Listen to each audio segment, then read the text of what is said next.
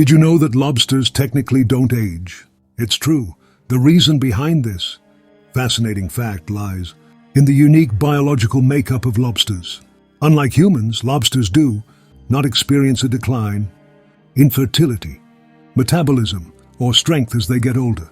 In fact, as lobsters grow older, they continue to molt, shedding their exoskeleton and revealing a new, larger one underneath.